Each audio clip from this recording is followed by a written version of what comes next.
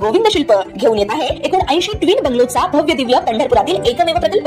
आमच्या प्रकल्पाची वैशिष्ट्ये मनाला शांती देणारं महादेवाचं मंदिर, मुख्य रस्ता सुमारे 30 फुटांचा, अंतर्गत रस्ता सुमारे 20 फुटांचा, ग्रामपंचायत योजनेचा प्रत्येक बंगलोजला स्वतंत्र नळ, सांडपाण्याची सुरक्षित विल्हेवाट, सर्व टाइल्स ग्लॉसी आणि नामांकित कंपनीच्या, सर्व स्टेअर, खिडक्या, चौकटी सुपर ब्लॅक ग्रेनाइट, दोन्ही अटॅच बाथरूम पूर्णपणे टाइल्स, पंतप्रधान हर घर नल योजना पूर्णत्वाकडे, बाथरूम, बेसिन, किचन, सीटू फिटिंग्स हे जगवार कंपनीचे, स्टील वर्क पूर्णपणे जिंदाल कंपनीचे, 1000 लिटर पाण्याची टाकी, 150 लिटर सोलर वॉटर हीटर सोबत वॉटर प्युरिफायर, प्रत्येक बंगलोजला स्वतंत्र पार्किंग, दर्शनीय भाग पूर्णपणे डॅटो टाइल्स, टाटा प्रवेश कंपनीचे आकर्षक भक्कम दरवाजा, फुटी उंचीचे सुरक्षित कंपाऊंड। मग विचार काय करताय? गोविंद शिल्प, पत्ता गट नंबर 95, हॉटेल अंगण शेजारी, टाकळी रोड, पंढरपूर। ताज्या घडामोडी पाहण्यासाठी आमच्या YouTube चॅनलवरील PVR म्हणजेच पंढरी वार्ता या न्यूजला सबस्क्राइब करा आणि शेजारील बेल आयकॉनवर क्लिक करा। नमस्कार, आता आपण आहोत सहकार शिरोमणी साखर कारखान्याचे माजी संचालक सुधाकर कवडे यांच्याशी संवाद साधत आहोत। मागील 30-35 वर्षाची राजकीय वाटचाल, अनेक नेत्यांशी अतिशय राहिलेली जवळीक, स्वर्गीय वसंतदादा काळे यांचं मिळालेलं प्रेम, विठ्ठल परिवारातील प्रत्येक ज्येष्ठ नेत्यासोबत त्यांचा वावर आणि यातूनच या परिवारातील गावगाड्यातील प्रत्येक व्यक्तीशी असलेला संपर्क, या भागातील समस्या, या भागातील प्रश्न आणि या 42 गावामध्ये प्रत्येक वाडी वस्तीवर पोहोचून ते सध्या आमदार बबनदादा शिंदे यांचा प्रचार करताना दिसून येत आहे, आपली भूमिका मांडताना दिसून येत आहे।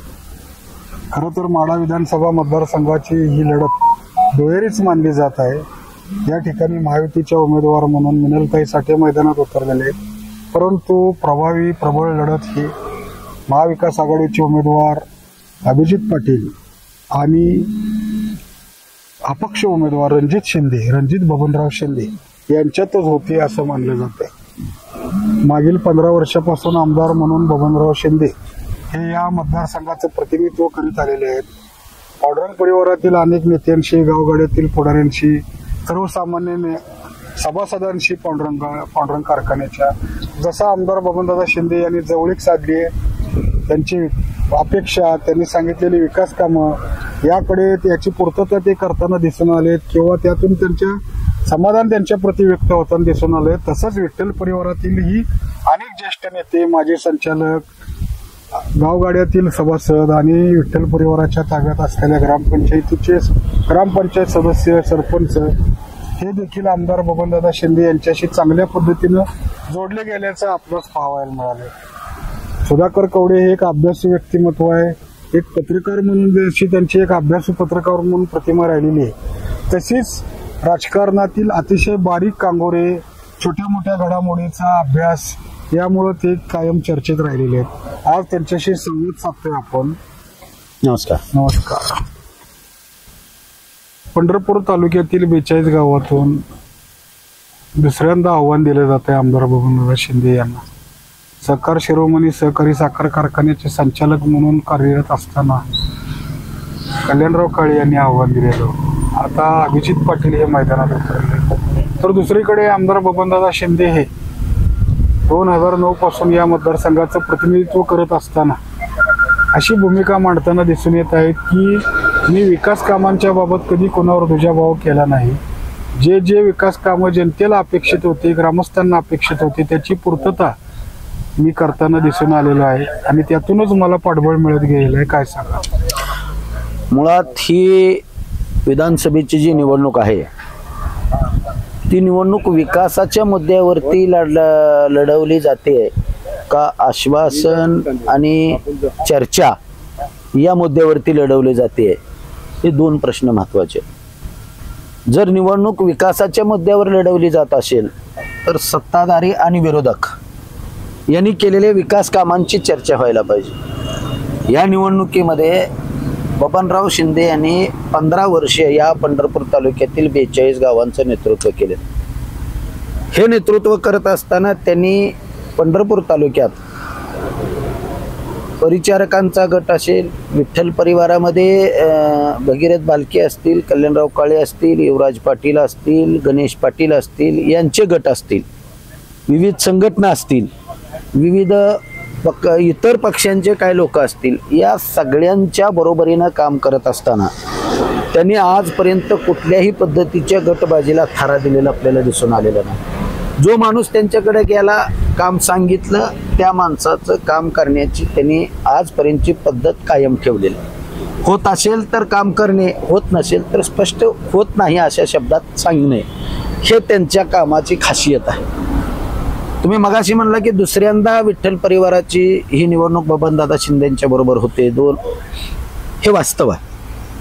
2014 साली कल्याणराव काळे ज्यावेळेला बबनदादा शिंदे यांच्या विरोधात लढले होते, त्यावेळेला मी कल्याणराव काळे यांचा प्रचारक म्हणून काम केलेलं होतं. बबनदादांना कट्टर विरोध केलेला मी कार्यकर्ता होतो.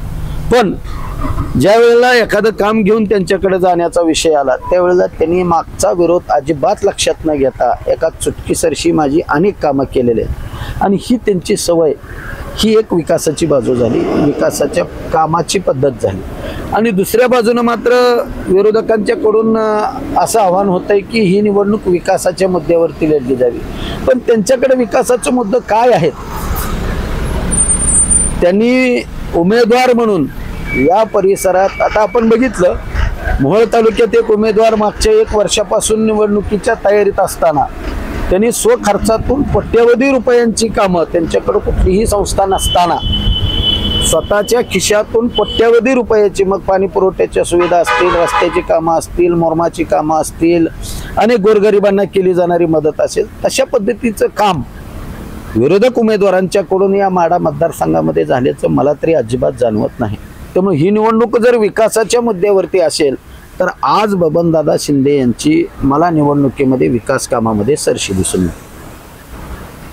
आमदार बबनदादा शिंदे यांना विठ्ठल परिवारातील माजी संचालक, ज्येष्ठ संचालक, माजी व्हाईस चेअरमन, याबरोबर गणेशदादा पाटील, समाधान काळे हे तर आपलं पक्ष बाजूला ठेवून त्यांच्या मैदानात उतरलेले. विठ्ठल परिवारातील हे नेते बबनदादाच्या पाठीशी राहण्यामागचे कारण काय असावं असं तुम्हाला वाटतं?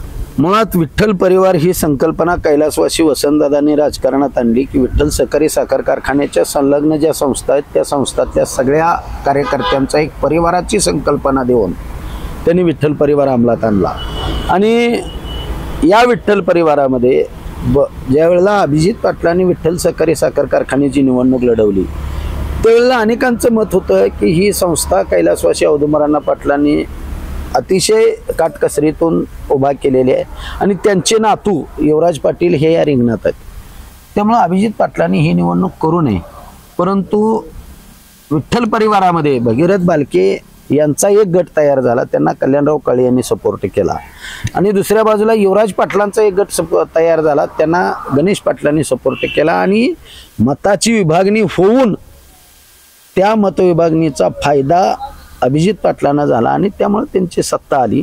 एकंदरीत अभिजित पाटील विठ्ठल परिवारामध्ये आल्यानंतर त्यांनी विठ्ठल परिवार स्वीकारला नाही, उलट विठ्ठल प्रतिष्ठान नावाची एक वेगळी संस्था तयार करून विठ्ठल प्रतिष्ठान मार्फत त्यांनी काही कामं करण्याला सुरुवात केली. त्यामुळे त्यांचा विठ्ठल परिवाराशी संबंध असण्याचा काही संबंधच येत नाही. एकीकडे पांडुरंग परिवार पंढरपूरमध्ये महायुतीचं काम करत आहेत. ज्येष्ठ नेते प्रशांत परिचारक यांनी असं सांगितलं की पक्षनिष्ठ म्हणून मी अवताडेंना पाठिंबा देतोय. मोहोळ मतदारसंघामध्ये प्रशांत परिचारक स्वतः यशवंत माने यांच्या प्रचारासाठी सभा घेताना दिसून येत आहेत. शहाजी बापू यांच्या प्रचारासाठी देखील प्रशांत परिचारक हे सभा घेताना दिसून येत आहेत. मात्र या माढा मतदारसंघामध्ये परिचारक गटाचे युवक नेते प्रणव परिचारक हे काल करकमच्या सभेत उपस्थित होते. रणजित शिंदे यांच्या पाठीशी त्यांनी आपली ताकद लावल्याचं दिसून आले. आणि त्याचबरोबर पांडुरंग कारखान्याचे व्हाईस चेअरमन कैलास खोळे यांच्यासह पांडुरंग कारखान्याचे अनेक संचालक, माजी सभापती वामनराव माने हे बबनदादा शिंदे आणि रणजित शिंदे यांच्या पाठीशी राहत आहेत. महायुती धर्म बाजूला सोडून ते बबनदादा शिंदे आणि रणजित शिंदे यांच्या पाठीशी राहिलेत. काय कारण असावं यामाग? मुळात ही निवडणूक पक्षीय पातळीवरती लढली जाते असं मला कुठं दिसून येत नाही. ही निवडणूक पक्षीय पातळीपेक्षा उमेदवाराच्या पातळीवरती आलेली आहे. आणि तुम्ही मगाशी सांगितलं की विठ्ठल परिवार असेल, पांडुरंग परिवार असेल, हा अभिजित पाटलांच्या विरोधात लढतोय.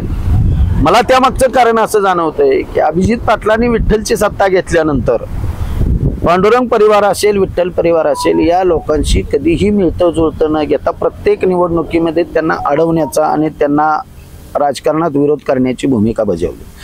आता विठ्ठल परिवाराची निवडणूक, विठ्ठल साखर कारखान्याची निवडणूक ही विठ्ठल परिवाराच्या अंतर्गत निवडणूक होती. त्यामध्ये परिचारकांचा काही संपर्क नव्हता. आणि विठ्ठल कारखान्याची सत्ता आल्यानंतर शिवतीर्थावरती शिवाजी महाराजांच्या साक्षीनं विठ्ठलाकडे तोंड करून आता विधानसभेचं बघूया असं म्हणत त्यांनी परिचारकावरती दंड मारण्याची एक कृती केली अभिजित पाटलांनी. आणि त्यामुळे विनाकारण त्यांनी परिचारकांचा विरोध ओढवून घेतला असं माझं मत आहे. त्यानंतरच्या झालेल्या सहकार शिरोमणीच्या निवडणुकीमध्ये देखील अनेक परिवारातल्या कार्यकर्त्यांचं मत होतं की तुम्ही ही निवडणूक लढवण्यापेक्षा आपण एकत्रित म्हणून काम करूया. पण त्यावेळेला देखील त्यांनी ती निवडणूक लढवण्याची भूमिका घेतली. नंतर मार्केट कमिटीची निवडणूक आली. विठ्ठल परिवारातील सर्व घटकांनी सांगितलं होतं की आपण मिळून ही निवडणूक करूया. त्यानंतर येणाऱ्या चंद्रभागेच्या निवडणुकीत आपण कल्याणराव काळेंना सहकार्य करूया. पंढरपूरच्या रेस्ट हाऊसला जी मीटिंग झालेली होती त्या मीटिंगचा मी साक्षीदार होतो. सगळ्या नेते मंडळींनी सांगितलं होतं की परिवार जर मिळून जायचा असेल तर प्रत्येक संस्थेचं राजकारण करताना आपल्याला सावधगिरीनं करायला पाहिजे. परंतु त्यामध्ये जो ठराव मांडला होता त्या ठरावाला अभिजित पाटलांनी केराची टोपली दाखवली. कुठलीच गोष्ट त्यामधली मानली गेली नाही. आणि त्यामुळं प्रत्येकाच्या वैयक्तिक खोड्या काढल्यामुळं विठ्ठल परिवारातील चारही गट असतील, पांडुरंग परिवार असेल, हा एकत्रितपणानं मनापासून अभिजित पाटील यांच्या विरोधात काम करताना आपल्याला दिसतो. या 42 गावामध्ये अनेक प्रश्न आहेत. रस्त्याचे प्रश्न आहेत, मूलभूत समस्या आहेत, मूलभूत सुविधांचे प्रश्न आहेत. अभिजित पाटील हे असं टीका करताना दिसून येत आहेत की सर्वसामान्य लोकांना जनतेच्या अपेक्षा पूर्ण करण्यात बबनदादा अपयशी ठरले आणि त्याहून जास्त रणजित शिंदे हे लोकांशी फारसा संपर्क ठेवत नाहीत, लोकांत मिसळत नाहीत, कार्यकर्त्यांना जवळ येऊन देत नाहीत. या टीकेचं तुम्ही कशा पद्धतीने उत्तर द्या? मुळात बबनदादा शिंदे यांनी गेल्या 15 वर्षामध्ये विकास कामाच्या निधीच्या वाटपामध्ये माडा, माळशिरस आणि पंढरपूर या तालुक्यातील सगळ्या गावामध्ये जिथं गरज असेल त्या ठिकाणी निधी उपलब्ध करून दिलेला आहे. आणि त्यांनी केलेले विकास कामाचे बोर्ड गावोगावी लावून मी काय विकास कामं केली हे त्यांनी सांगितलेलं आहे. ही पहिली गोष्ट. आणि दुसरी गोष्ट, आज प्रचार करत असताना प्रचार अंतिम टप्प्यात जरी आला असला तरी बबनदादा शिंदेनी कधीही वैयक्तिक टीका समोरच्या उमेदवाराचं नाव न घेता कधीच केली नाही. उलट विकास कामं केलेली सांगून ते मतं मागतायत. जर त्यांनी विकास कामं केली नसती तर इतकी लांब लचक यादी प्रत्येक गावातनं त्यांच्याकडे आली नसती. ही एक बाजू राहिली. आणि दुसरी बाजू, विरोधकांनी तरी विरोधी पक्ष म्हणून जे काम करायला पाहिजे होतं, मग ज्या वेळेला बबनदादांच्याकडून विकास झाला नाही असं त्यांचं मत असेल तर त्या वेळेला त्यांनी पॅरलल यंत्रणा उभा करून त्या वेळेला आंदोलन असेल किंवा बबनदादांच्या विरोधातलं वातावरण असेल हे त्यांनी करायला पाहिजे होतं विरोधी पक्ष नेता म्हणून. हे झाल्याचं आजपर्यंत पंढरपूर तालुक्यातल्या 42 गावामध्ये कुठेही दिसून आलेलं नाही. म्हणजे कालपर्यंत जोपर्यंत तुमची माढा मतदारसंघामध्ये उमेदवारी घोषित व्हायची होती तोपर्यंत बबनदादांच्या कामावरती तुम्ही कधीच टीका केली नाही किंवा काम झालं नाही असं म्हणला नाही. याचा अर्थ तुम्हाला झालेला विकास मान्य होता असं माझं मत आहे. आज तुम्ही त्यांच्या विरोधात उमेदवारी दाखल करताय म्हणून जर त्यांच्या कामाला नावं ठेवत असला तर म्हातारीनं कोंबडं झाकलं म्हणून दिवस उगवायचा राहत नाही असं मला वाटतं. आमदार बबनदादा शिंदे यांनी 1995 साली अपक्ष निवडणूक लढवली. बरोबर. अपक्ष आमदार म्हणून ते त्यावेळच्या युती सरकारमध्ये त्यांनी पाठबळ दिलं युती सरकारला. त्या बदल्यात त्यांना असं म्हणतात की मंत्रिपदाची ऑफर होती परंतु ती नाकारून त्यांनी भीमासेना जोड कालव्याचा प्रश्न, बोगद्याचा प्रश्न सोडवून घेतला आणि त्यामुळे त्यांची लोकप्रियता वाढली. त्यांचे समर्थक असं सांगतात की ज्या तालुक्यामध्ये तुळशीच्या लग्नाला ऊस मिळत नव्हता त्या तालुक्यामध्ये आमदार बबनदादा शिंदे यांनी नंदनवन फुलवलं. राज्यातला नंबर 1 कारखाना, सर्वात मोठं गाळप करणारा कारखाना त्या तालुक्यात उभारला आणि यशस्वीरित्या चालवून दर 10 दिवसाला त्याचे पेमेंट करतायत. अशा वेळी या सगळ्या घडामोडी घडत असताना काल पवार साहेबांनी एक टीका केली की असं पाडा की पुन्हा नाव नाही घेतलं पाहिजे. काय सांगा? यामध्ये 2 गोष्टी महत्वाच्या आहेत. बबनदादा शिंदेची मगाशी तुम्ही सांगितलं सभापती अपक्ष, माढा तालुक्याची एक परंपरा आहे. 1985 साली विनायकराव पाटील ज्या वेळेला निवडणूक लढवून निवडून आले त्यावेळेला ते पंढरपूर म्हाडा पंचायत समितीचे सभापती होते आणि त्यानंतर त्यांना पक्षानं तिकीट दिलं नाही म्हणून ते अपक्ष लढले. हत्ती चिन्ह घेतलं होतं त्याने आणि ते अपक्ष लढवून पुन्हा विजयी झाले. पुन्हा एक टर्म त्यांनी आमदारकी पक्षाच्या तिकिटावरती भोगले, म्हणजे 10 वर्ष ते आमदार होते. त्यानंतरच्या कालावधीमध्ये बबनदादा शिंदे सभापती झाले, त्यांनाही पक्षानं तिकीट दिलं नाही. त्यांनी छत्री चिन्ह घेऊन अपक्ष निवडणूक लढवली आणि ते आमदार झाले. ते 30 वर्ष आमदार होते आणि आज रणजित शिंदे हे देखील सभापती आहेत आणि ते अपक्ष लढवत आहेत निवडणूक. त्यामुळं ही परंपरा नक्की पुढे चालत जाऊन या निवडणुकीत रणजित शिंदे हे विजयी होतील अपक्ष म्हणून आणि नंतर त्यांना पक्ष तिकीट देईल आणि ते पुढे कंटिन्यू राजकारण करतील असं मला वाटतं. राहिला विषय बबनदादांनी केलेल्या विकास कामाचा 95च्या त्यांच्या निवडणुकीनंतर त्यांनी युती सरकारमध्ये जाऊन केलेल्या विकास कामाचा, या सगळ्या गोष्टी पवार साहेबांना ज्ञात आहे. पवार साहेबांनी स्वतः बबनदादांच्या एका सभेत जाहीरपणानं सांगितलं की माड्याचा इतका विकास झाला आहे की बबनदादांनी भविष्यात बारामतीची प्रतिनिधित्व करावं आणि मला माडा द्यावा, म्हणजे विकासाचं मॉडेल मला बघता येईल. ही एक बाजू झाली. दुसरी बाजू शरद पवार साहेबांनी स्टेटमेंट केलेलं आहे की महाराष्ट्रातला सगळ्यात महागडा आमदार कोण असेल तर बबनदादा शिंदे आमदार. राहिला विषय त्यांना इतक्या जोरात पाडा कारण त्यांच्यावरती एक गद्दारीचा आरोप लावला गेला पवार साहेबांच्याकडून. मला हे समजत नाही. 1995 साली अपक्ष म्हणून निवडून आल्यानंतर पुन्हा प्रत्येक पुढच्या निवडणुकीमध्ये पवार साहेबांच्या नेतृत्वाखाली बबनदादांनी काम केलेलं आहे. ही त्यांची गद्दारी झाली का? पवार साहेबांच्या वाढदिवसाच्या निमित्तानं कोट्यवधी रुपयाचा खर्च करून अनेक सामाजिक उपक्रम, नेत्र रुग्णांच्या ऑपरेशनसाठी हजारो लोकांना त्यांनी दृष्टी देण्याचं काम पवार साहेबांच्या वाढदिवसानिमित्त बबनदादांनी केलेलं आहे. ही पवार साहेबांची गद्दारी झाली का? बबनदादांनी त्यांच्या पवार साहेबांच्या वाढदिवसाच्या निमित्तानं अपंग असणाऱ्या लोकांना तुमचे जयपूर फूडचं वाटप केलं. ही त्यांच्याशी गद्दारी झाली का?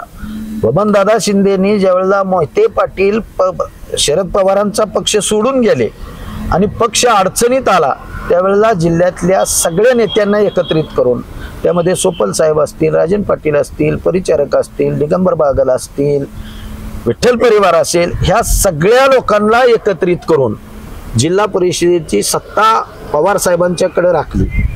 ही त्यांची गद्दारी झाली का? त्यानंतरच्या कालावधीमध्ये पक्ष अडचणीत असताना मोदी लाटेमध्ये मागच्या 2019च्या लोकसभेच्या निवडणुकीमध्ये आपल्या भावाला पवार साहेबांच्या पक्षातून उभा करून उमेदवारी देऊन लोकसभेची निवडणूक लढवायला लावली. त्याचा निकाल काय होता ते तुम्हाला आम्हाला सगळ्या महाराष्ट्राला ज्ञात होता. मोदी लाटेमध्ये निवडून येणं आणि उमेदवारी घ्यायला कोणच तयार नव्हतं. अशा परिस्थितीमध्ये स्वतःच्या भावाला उभा करून त्यांनी ठामपणानं पक्षाची बूज राखली. ही पवार साहेबांची गद्दारी झाली का? आज पवार साहेबांची गद्दारी केली हे पवार साहेब म्हणत असताना त्यांच्या पाठीमागं स्टेजवरती जे लोक होती, जे आज बबनदादांच्या विरोधामध्ये सरदार म्हणून काम पाहतायत, ती लोक नेमकी त्यावेळेला कुठं होती? म्हणजे गद्दारी पवार साहेबांची आहे का या मागच्या लोकांची आहे हे शोधून पाहणं गरजेचं आहे. ही एक गोष्ट झाली. दुसरी गोष्ट, आज पवार साहेबांच्या वरती गद्दारीचा आरोप लावणाऱ्या कुटुंबातली माणसं जे की अभिजित पाटलांच्या उमेदवारीचं समर्थन करतायत, त्यांच्यातला एक आजही लोकप्रतिनिधी भाजपमधून सत्ता भोगतोय आणि हे राहिलेली लोक मात्र पवार साहेबांच्या पक्षातून अभिजित पाटलांना समर्थन देत आहेत. ही गद्दारी नाही का? म्हणून सर्वसामान्य मतदारांना पवार साहेबांच्या वरती गेली 30 वर्ष निष्ठा ठेवून बबनदादांनी जे काम केलं, याच्या पुढे जाऊन या निवडणुकीच्या सुरुवातीला आपल्या तालुक्यातल्या पंढरपूर तालुक्यातल्याच शेगाव नावाच्या गावामध्ये बबनदादांनी आपली भूमिका जाहीर करताना सांगितलं होतं की मी एकतर पवार साहेबांची उमेदवारी मिळाली तर ती घेईन किंवा अपक्ष लढवेन. ही जी बबनदादांची भूमिका होती ही गद्दारी होती का निष्ठा होती? उलट सत्ताधारी पक्षाचं तिकीट त्यांच्या जवळ होतं सत्ताधारी पक्षाच्या तिकिटावर त्यांचा हक्क होता, तरी पण मला पवार साहेबांची उमेदवारी मिळाली तर मी तिथून लढेन, अन्यथा अपक्ष लढवेन, ही भूमिका त्यांनी घेतली. तिकीट मिळवताना त्यांना प्रचंड अशा प्रकारचा त्रास सहन करावा लागला, अनेक खेळपाटे मारावे लागले.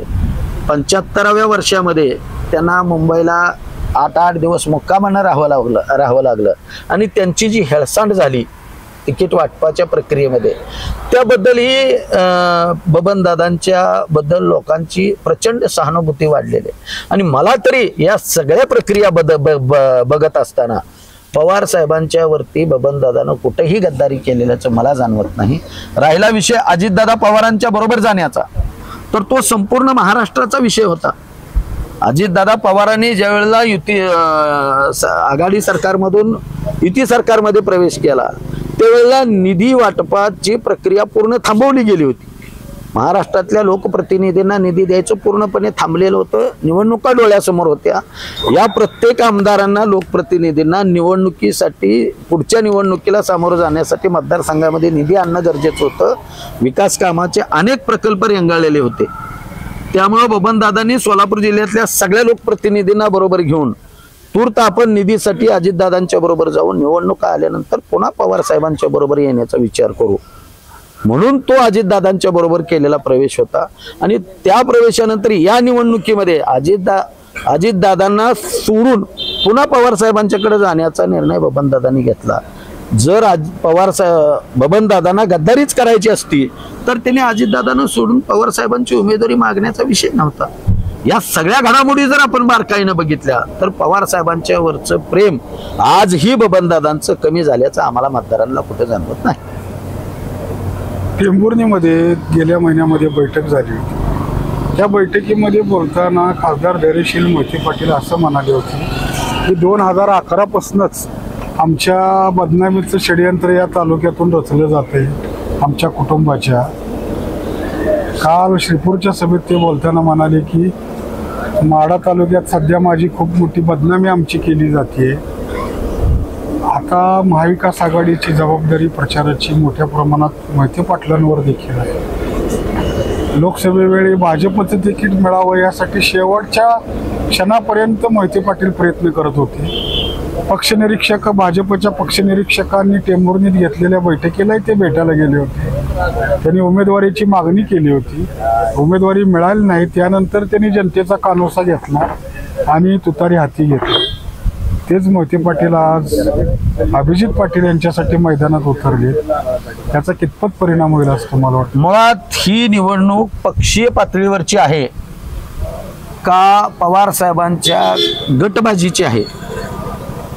पवार साहेबांचा गेल्या 40-45 वर्षापासून काम करणारा कार्यकर्ता म्हणून बबनदादांना बाजूला करण्यासाठी मोहिते पाटलांचा गट सक्रिय झालाय का पक्ष मोठा करण्यासाठी झालाय, हा संशोधनाचा विषय.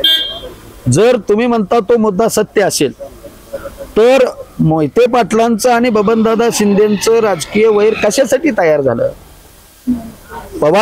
मोहिते पाटील ज्या वेळेला पवार साहेबांना सोडून गेले त्यावेळेला पवार साहेबांचा पक्ष वाढवण्यासाठी बबनदादांनी काम केलं, म्हणूनच मोहिते पाटलांना त्यांना विरोध वाढला मोहिते पाटलांचा. आणि ह्या सगळ्या प्रक्रियेमध्ये मगाशी तुम्ही म्हणताय तिथं मोहिते पाटील हे देखील तिकिटासाठी इच्छुक होते, मग त्यांनी स्वतःसाठी तिकीट का घेतलं नाही? सुरुवातीच्या कालावधीमध्ये अभिजित पाटील हे मोहिते पाटलांच्या संपर्कात तिकिटासाठी कधी आपल्याला दिसले नाहीत, पण मोहिते पाटलांनी स्वतःसाठी तिकिटाची मागणी केली होती.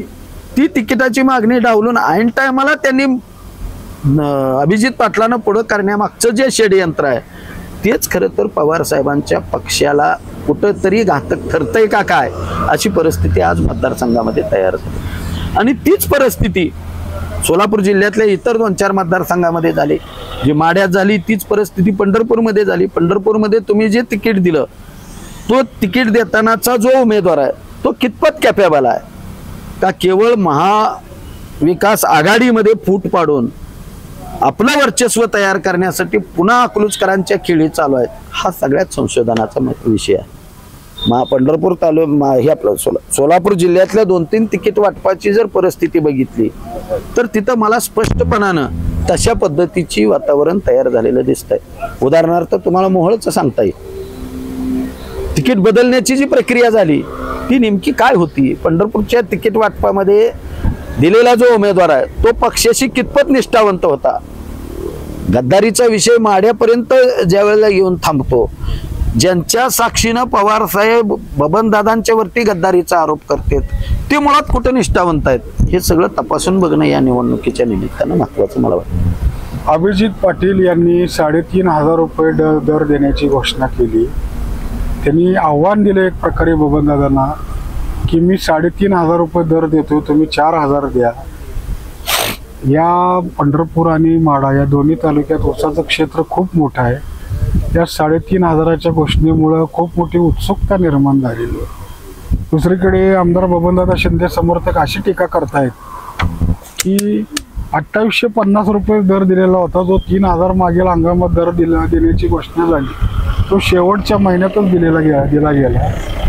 आता 3,500 दराची घोषणा करून मैदानात उतरलेले अभिजित पाटील हे साखर कारखानदारीचा आणि ऊसाचा प्रभाव असलेल्या या राजकीय क्षेत्रात काय कितीपत सक्षम होतील असं वाटतं. मुळात विठ्ठल सहकारी साखर कारखाना, बबनराव शिंदे यांचा विठ्ठलराव शिंदे सहकारी साखर कारखाना, विठ्ठल सहकारी साखर कारखाना या दोघांमध्ये जर तुलना करायची म्हणलं दराच्या बाबतीमध्ये तर मागच्या अनेक वर्षापासून बबनदादांनी विठ्ठल सहकारी साखर कारखान्यापेक्षा जास्त दर दिल्याची प्रथा आपल्याला बघायला मिळते. जिल्ह्यात ऊस दराची जी स्पर्धा चालू आहे ती परिचारकांच्या पांडुरंग सहकारी साखर कारखान्याच्या आणि बबनराव शिंदे यांच्या विठ्ठलराव शिंदे सहकारी साखर कारखान्याची स्पर्धा चालू असलेल्याचं आपल्याला दिसतं.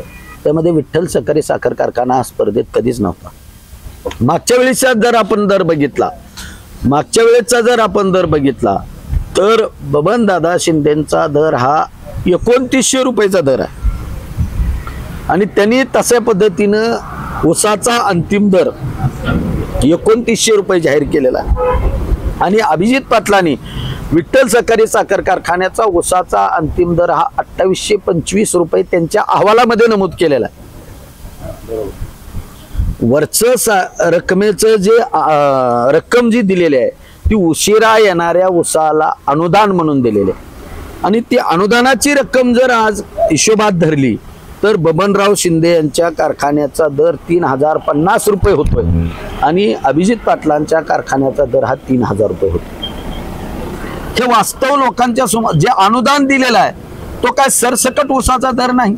शेवटच्या महिन्यामध्ये जो काय ऊस गाळप झाला त्याला मिळालेलं 15 दिवसामधलं ते अनुदान आहे. शेवटच्या 15 दिवसात महिन्यात जो दर ऊस गाळप झाला त्याला मिळालेलं ते अनुदान आहे आणि अनुदानासकट दर पकडायचा म्हणलं तर आजही बबनराव शिंदेचा दर हा अभिजित पाटलांच्या दरापेक्षा जास्त आहे. राहिला दर देण्याच्या घोषणेचा, माझा ठामपणानं माझं मत असं आहे की बबनदादा शिंदे यांनी जिल्ह्यात जास्त दर देण्याची जी परंपरा आहे ती परंपरा आजपर्यंत जपलेली आहे आणि अभिजित पाटील मात्र 3,500ची घोषणा करतायत. आता टेक्निकली तुम्ही बघितलं अभिजित पाटलांनी ज्या वेळेला दर जाहीर केला त्यावेळेला अभिजित पाटलाच्या आजच्या उमेदवारीचं समर्थन करणारे मोहिते पाटील यांनी देखील पेपरला स्टेटमेंट दिलेत की अंतरून पाहून पाय पसरले पाहिजे, हा ऊसाचा दर देणं शक्य नाही. साखर उद्योगातले MSC बँकेच्या मोठ्या अधिकाऱ्यांनी काय स्टेटमेंट दिलेत की हा दर प्रॅक्टिकली देऊ शकत नाहीत. जर मोहिते पाटलांचंच मत असेल की अभिजित पाटील हे एवढा दर देऊ शकत नाहीत तर आम्ही काय समजायचं. हा संशोधनाचा विषय आहे. दर दिल्याची फक्त घोषणा आहे, प्रत्यक्षात ज्यावेळेस पदरात पडेल त्यावेळेस शेतकऱ्यांना आनंद होईल आणि आम्ही देखील त्यांचं स्वागत करू. या विठ्ठल परिवारातील अनेक नेत्यांनी अभिजित पाटील यांना पाठबळ दिलं. तर याच वेळी असा एक मुद्दा उपस्थित केला जातोय की 42 गावातून आमदार होण्याची पहिल्यांदाच संधी उपलब्ध होतीये आणि अशा वेळी माझ्या मागे तरुणाई आहे. मराठा आरक्षणाच्या प्रश्नामुळं तरुणांमध्ये खूप मोठा एक संताप आहे सरकारबद्दल आणि त्यामुळे माझ्या मागे तरुण पिढी आहे असा एक दावा केला जातोय. काय सांगा. 2 गोष्टी आहेत यामध्ये की तुमचे 2 प्रश्न आहेत यामध्ये की मी परिवाराचा पहिला उमेदवार म्हणून उभारतो ही चुकीची कल्पना आहे. या अगोदर कल्याणराव काळे यांनी उमेदवारी लढवलेली. दुसरा विषय मी परिवाराचा घटक आहे त्यामुळे मी परिवारानं सगळ्या माझ्या बरोबर येणं अपेक्षित आहे.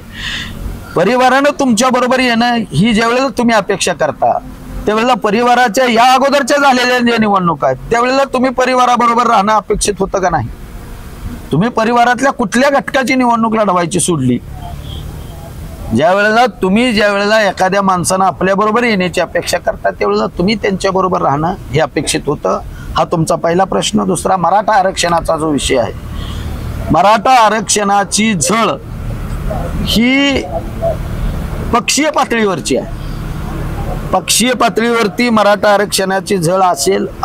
रणजितसिंह शिंदे हे अपक्ष उमेदवार आहेत आणि राहिला विषय यांनी पाठिंबा देण्याचा, मराठा आरक्षणाचा विषय घेण्याचा, तर अनेक ठिकाणी रणजित शिंदे, बबनदादा शिंदे यांनी मराठा आरक्षणाच्या चळवळीला अनेक ठिकाणी पाठिंबा दिला. मनोज जरांगेंची वेळोवेळी भेट घेण्याचा प्रसंग असेल, त्यांचे जिथं जिथं काही कार्यक्रम असतील, त्यांच्या गावाकडे जिथं जिथं प्रोग्राम असतील तिथं तिथं वाहनांची यंत्रणा देणे असेल. सोलापूरला ज्या वेळेला त्यांचं मोर्चाचं नियोजन होतं, समन्वय सभा होती, त्यावेळेला तिथं लाखो लोकांना जेवण देण्याची जी परंपरा होती ती शिंदे परिवारानं पाळलेली आहे. याचा अर्थ त्यांनी समाजावरती उपकार केला असं नाही, पण ती सामाजिक जाणीव जी आहे ती त्यांनी जपलेली आहे. उलट भोसे या ठिकाणी आंदोलनासाठी, मराठा आंदोलनासाठी काही लोक बसले होते आणि त्याच कालावधीमध्ये राजकीय फ्लेक्स कोणी लावू नका असं मराठा क्रांती मोर्चाच्या लोकांनी आव्हान केलेलं होतं आणि त्या ठिकाणी बबनदादा शिंदेचे देखील काही फ्लेक्स लागलेले होते, भगीरथ बालकेंचे देखील काही फ्लेक्स लागलेले होते आणि अभिजित पाटलांचे देखील खेळ पैठणीच्या नावाचे काही फ्लेक्स लागलेले होते.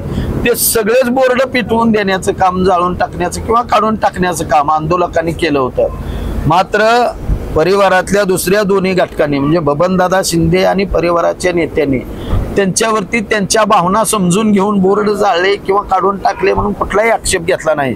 उलट पक्षी अभिजित पाटलांचा बोर्ड काढून टाकला म्हणून त्यांच्यावरती गुन्हे दाखल करण्यात आले असं त्या लोकांनी जाहीरपणानं सांगितलेलं आहे. म्हणजे याचा अर्थ तुम्ही मराठा आरक्षणाचा मुद्दा तुमच्या वैयक्तिक पातळीवरती येतोय त्यावेळेला तुम्ही लोकांच्या वरती गुन्हे दाखल करताय आणि राजकारणासाठी मात्र तुम्ही त्याचा फायदा उठवण्याचा प्रयत्न करताय. हे मतदार निश्चितपणानं जाणून ओळखून राहतील. बबनदादा शिंदे यांनी आजपर्यंत ओबीसी असेल, मराठा असेल, दलित असेल, मुस्लिम असेल, या सगळ्या समाजांना बरोबर घेऊन जाण्याचं राजकारण केलेलं आहे. त्यांनी कुठल्याही एका जातीचं समर्थन केलेलं नाही. त्यामुळे या निवडणुकीमध्ये त्यांना सगळ्या जातींचा रणजित शिंदे यांच्या उमेदवारीसाठी फायदा होतो. लोकसभा निवडणुकीवेळी या माढा विधानसभा क्षेत्रातून लोकसभेचे उमेदवार महाविकास आघाडीचे मोहिते पाटील यांना 53,000 इतकं मताधिक्य मिळालेलं होतं. लोकसभा निवडणुकीवेळी मतदारांनी जी भूमिका घेतली विधानसभा वेळी ती कायम राहील असं तुम्हाला का वाटतं? लोकसभेची निवडणूक ही आघाडीच्या धर्मानुसार महायुती आणि महाआघाडीमध्ये झालेली होती. महायुतीचे उमेदवार निंबाळकर जे होते तेच मुळात या मतदारसंघात संपर्क ठेवून नव्हते. त्यांची निष्क्रियता अनेक कामातून पुढे आलेली होती. मोहिते पाटील हे स्थानिक उमेदवार होते. हा एक मुद्दा त्यांना जास्त मतं मिळण्याचा. आणि दुसरी महत्वाची घटना अशी होती की त्या निवडणुकीच्या प्रक्रियेमध्ये मोदींच्या विरोधात प्रचंड अशा प्रकारची लाट होती. त्या लाटेचा फायदा समोरच्या उमेदवाराला झाला. लोकांनी उमेदवार कोण आहे हे न बघता मोदींच्या विरोधातला राग मतपेटीमध्ये व्यक्त केला आणि त्यामध्ये बबनदादांच्या काही समर्थकांनी, राष्ट्रवादीच्या काही कार्यकर्त्यांनी सुद्धा तशा पद्धतीची भूमिका घेतली. त्यामुळे 53,000चं मतदान हे काही एकट्या खासदारकडे बघून पडलेलं मतदान नव्हतं. त्यामध्ये पक्षाची प्रचंड अशा प्रकारची नाराजी होती. त्यामुळे ती प्रक्रिया किंवा तो फॅक्ट या विधानसभेच्या निवडणुकीत चालेल असं मला वाटत नाही. माढा तालुक्यामध्ये आमदार बबनदादा शिंदे यांना अनेक वर्षापासून पारंपरिक विरोध करत आलेले अनेक नेते लोकसभेला सक्रिय होते. तुतारीच्या प्रचारासाठी आक्रमकपणे भूमिका पार पाडत होते.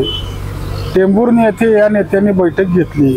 त्यामध्ये शिवाजी कांबळे होते, संजय पाटील घाटणेकर होते, संजय कोकाटे होते, मिनलताई साठे होत्या, विनायक पाटील होते, बाळासाहेब पाटील होते.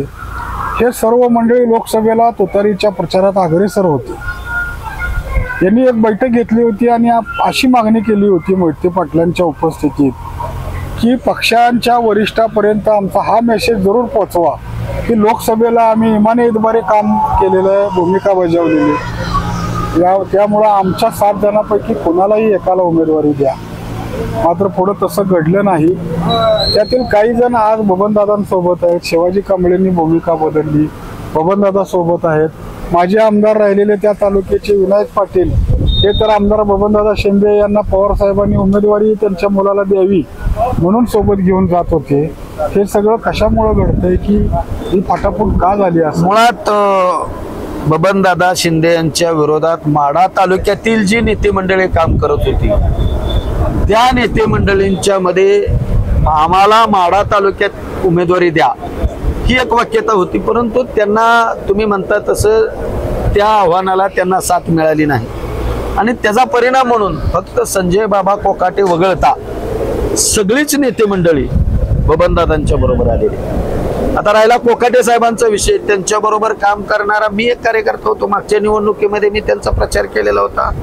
त्यांच्या बरोबर असणारे सुहास पाटील होते उजनीचे, त्यांच्या बरोबर असणारे रामभाऊ टकले होते, ही सगळी चांदचे, ही सगळी मंडळी आज त्यांच्यापासून बबनदादापर्यंत, त्यांच्यापासून बाजूला जाऊन बबनदादांच्या पर्यंत आलेले आहेत. म्हणजे कोकाटे सोडून बाकीच्या त्यांच्या सगळ्या कार्यकर्त्यांना बबनदादांची भूमिका आवडलेली आहे. वैयक्तिक कोकाटेंचा बबनदादांचा हा वेगळा रोष आहे. राहिला विषय बाळासाहेब पाटलांचा वरवड्याचे, ते त्यांचे पारंपरिक विरोधक आहेत आणि त्यामुळं या सगळ्या प्रक्रियेत एकंदरीत परिस्थिती बघितली तर बबनदादांना माढा तालुक्यातून, पंढरपूर तालुक्यातल्या 42 गावातून आणि माळशिरस तालुक्यातल्या 14 गावातून प्रचंड असा वाढता पाठिंबा मिळत आहे. त्यामुळे त्यांच्या 7 जणांच्या मिटिंगचा कुठलाही परिणाम या निवडणुकीवरती होईल असं मला वाटतं. शिवाजी सावंत शिवसेनेचे जिल्हा सहसंपर्क प्रमुख आहेत. त्यांनी अनेक निवडणुका बबनदादांच्या विरोधात लढवल्या. मात्र या वेळेला त्यांनी वाखाव येथे मेळावा घेतला होता, समर्थकांच्या भावना जाणून घेतल्या होत्या आणि त्यांनी आमदार बबनदादा शिंदे यांच्यासोबत राहत रणजित शिंदे यांना आपला पाठिंबा जाहीर केलाय.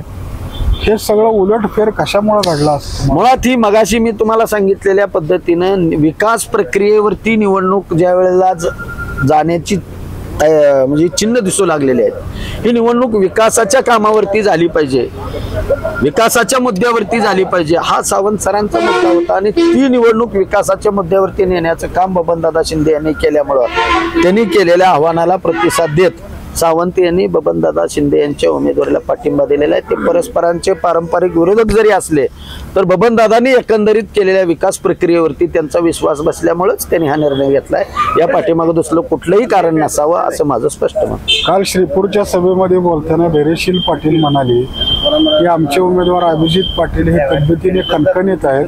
स्टेजवरून खाली उतरले की आम्ही कोणाच्या तरी खांद्यावर असतो, तर दुसरीकडे रणजित शिंदे हे वारंवार आजारी पडताना दिसून येत आहेत, ऍडमिट होते म्हणून समजतंय. अशा पद्धतीचं भाष्य त्यांनी केलेलं आहे. काय सांगा यातून? त्यांच्या बोलण्यातून निवडणुकीचा प्रचार कितपत खालच्या पातळीवरती न्यावा.